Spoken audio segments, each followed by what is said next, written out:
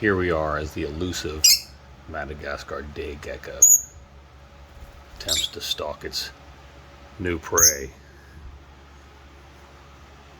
as he slowly comes around the corner. His unwary adversary, or victim, knows nothing.